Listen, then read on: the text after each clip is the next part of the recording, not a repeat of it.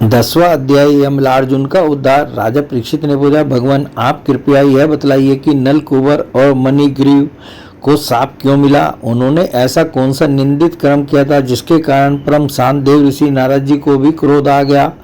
श्री सुखदेव जी ने कहा, परीक्षित, नल कुंवर और मणिग्रीव ये दोनों एक तो धनाध्यक्ष कुबेर के लाडले लड़के थे और दूसरे इनकी गिनती हो गई रुद्र भगवान के अनुचरों में। इससे उनका घमंड बढ़ गया। एक दिन वे दोनों मंदाकिनी के तट पर कैलाश के रमणीय उपवन में वारुणी मदिरा पीकर मदोन्मत्त हो गए थे। नशे के कारण उनकी आंखें घूम रही थी।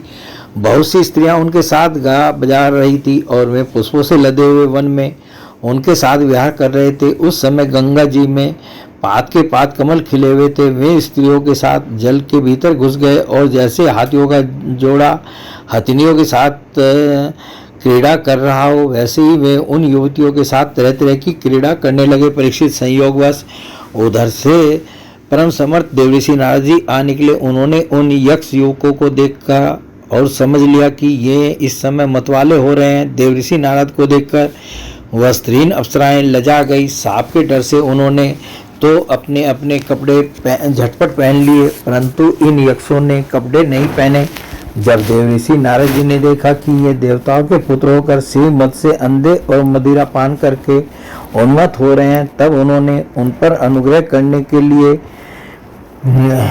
शाप देते हुए यह कहा। नारद जी ने कहा, जो लोग अपने प्रिय विषयों का सेवन करते हैं उनकी बुद्धि को सबसे बढ़कर नष्ट करने वाला है श्री मद, धन संपत्ति का नशा, हिंसा आदि रजोगुणी कर्म और कुलीनता आदि का अभिमान भी उससे बढ़कर बुद्धि भ्रंशक नहीं है। क्योंकि श्रीमद के साथ साथ तो स्त्री जुआ और मदिरा भी रहती है। ऐश्वर्य मद और श्रीमद से अंधे होकर अपनी इंद्रियों के वश में रहने वाले क्रूर पुरुष अपने नाशवान शरीर को तो अजर अमर मान बैठते हैं और अपने ही जैसे शरीर वाले पशुओं की हत्या करते हैं। जिस शरीर को भूदेव, नरदेव, देव आदि नामों से पुकारते हैं उसकी अंत में क्या गति होगी? उसमें कीड़े पड़ जाएंगे, पक्षी खाकर उसे विष्ठा बना देंगे या वह जलकर राख का ढेर बन जाएगा। उसी शरीर के लिए प्राणियों से द्रोह करने में मनुष्य अपना कौन सा स्वार्थ समझता है? ऐसा करने से तो उसे नरक की ही प्राप्ति होगी। बतलाओ तो सही, यह शरीर किसकी संपत्ति है? अन्न देकर पालने वाले की है या गर्भाधान कराने वाले पिता की? यह शरीर उसे 9 महीने पेट में रखने वाली माता का है अथवा माता को भी पैदा करने वाले नाना का? जो बलवान पुरुष बलपूर्वक इससे काम करा लेता है उसका है अथवा दाम देकर खरीद लेने वाले का? चिता की जिस दरकती आग में यह जल जाएगा उसका है अथवा जो कुत्ते शियार इसको चीत चीत कर खा जाने की आशा लगाए बैठे हैं उनका? यह शरीर एक साधारण सी वस्तु है, प्रकृति से पैदा होता है और उसी में समा जाता है। ऐसी स्थिति में मूर्ख पशुओं के सिवा और ऐसा कौन बुद्धिमान है जो इसको अपना आत्मा मानकर दूसरों को कष्ट पहुंचाएगा, उनके प्राण लेगा? जो दुष्ट श्रीमत से अंधे हो रहे हैं उनकी आंखों में ज्योति डालने के लिए दरिद्रता ही सबसे बड़ा अंजन है। क्योंकि दरिद्र यह देख सकता है कि दूसरे प्राणी भी मेरे ही जैसे हैं। जिसके शरीर में एक बार कांटा गड़ जाता है वह नहीं चाहता कि किसी भी प्राणी को कांटा गड़ने की पीड़ा सहनी पड़े, क्योंकि उस पीड़ा और उसके द्वारा होने वाले विकारों से वह समझता है कि दूसरों को भी वैसी ही पीड़ा होती है। परंतु जिसे कभी कांटा गड़ा ही नहीं वह उसकी पीड़ा का अनुमान नहीं कर सकता। दरिद्र में घमंड और एकड़ी नहीं होती, वह सब तरह के मदों से बचा रहता है, बल्कि दैववश उसे जो कष्ट उठाना पड़ता है वह उसके लिए एक बहुत बड़ी तपस्या भी है। जिसे प्रतिदिन भोजन के लिए अन्न जुटाना पड़ता है, भूख से जिसका शरीर दुबला पतला हो गया है, उस दरिद्र की इंद्रियां भी अधिक विषय नहीं भोगना चाहती, सूख जाती हैं और फिर वह अपने भोगों के लिए दूसरे प्राणियों को सताता नहीं, उनकी हिंसा नहीं करता। यद्यपि साधु पुरुष समदर्शी होते हैं फिर भी उनका समागम दरिद्र के लिए ही सुलभ है, क्योंकि उसके भोग तो पहले से ही छूटे हुए हैं। अब संतों के संग से उसकी लालसा तृष्णा भी मिट जाती है, शीघ्र ही उसका अंतःकरण शुद्ध हो जाता है। जिन महात्माओं के चित्त में सबके लिए समता है, जो केवल भगवान के चरणारविंदों का मकरंद रस पीने के लिए सदा उत्सुक रहते हैं, उन्हें दुर्गुणों के खजाने अथवा दुराचारियों की जीविका चलाने वाले और धन के मद से मतवाले दुष्टों की क्या आवश्यकता है। वे तो उनकी उपेक्षा के ही पात्र हैं। ये दोनों यक्ष वारुणी मदिरा का पान करके मतवाले और श्रीमत से अंधे हो रहे हैं। अपनी इंद्रियों के अधीन रहने वाले इन स्त्री लंपट यक्षों का अज्ञान जनित मद मैं चूर चूर कर दूंगा। देखो तो सही कितना अनर्थ है कि ये लोकपाल कुबेर के पुत्र होने पर भी मदोन्मत्त होकर अचेत हो रहे हैं और इनको इस बात का भी पता नहीं है कि हम बिल्कुल नंग ढड़ंग हैं।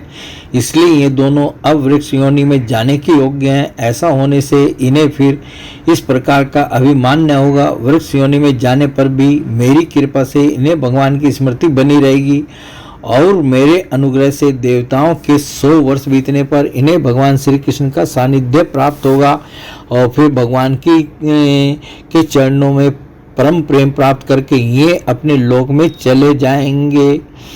श्री सुखदेव जी कहते हैं, देवर्षि नारद इस प्रकार कहकर भगवान नर नारायण के आश्रम पर चले गए। नलकुबर और मणिग्रीव ये दोनों एक ही साथ अर्जुन वृक्ष होकर यमलार्जुन नाम से प्रसिद्ध हुए। भगवान श्री कृष्ण ने अपने परम प्रेमी भक्त देवर्षि नारद जी की बात सत्य करने के लिए धीरे धीरे उखल घसीटते हुए उस ओर प्रस्थान किया जिधर यमलार्जुन वृक्ष थे। भगवान ने सोचा कि देवर्षि नारद मेरे अत्यंत प्यारे हैं और ये दोनों भी मेरे भक्त कुबेर के लड़के हैं, इसलिए महात्मा नारद जी ने जो कुछ कहा है उसे मैं ठीक उसी रूप में पूरा करूंगा। यह विचार करके भगवान श्री कृष्ण दोनों वृक्षों के बीच में घुस गए।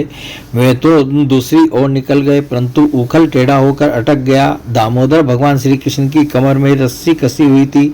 उन्होंने अपने पीछे लुढ़कते हुए उखल को ज्यों ही तनिक जोर से खींचा त्यों ही पेड़ों की सारी जड़ें उखड़ गई। समस्त बल विक्रम के केंद्र भगवान का तनिक सा जोर लगते ही पेड़ों के तने, शाखाएं, छोटी छोटी डालियां और एक एक पत्ते कांप उठे और वे दोनों बड़े जोर से तड़तड़ाते हुए पृथ्वी पर गिर पड़े। उन दोनों वृक्षों में से अग्नि के समान तेजस्वी 2 सिद्ध पुरुष निकले। उनके चमचमाते हुए सौंदर्य से दिशाएं दमक उठी। उन्होंने संपूर्ण लोकों के स्वामी भगवान श्री कृष्ण के पास आकर उनके चरणों में सिर रखकर प्रणाम किया और हाथ जोड़कर शुद्ध हृदय से वे उनकी इस प्रकार स्तुति करने लगे।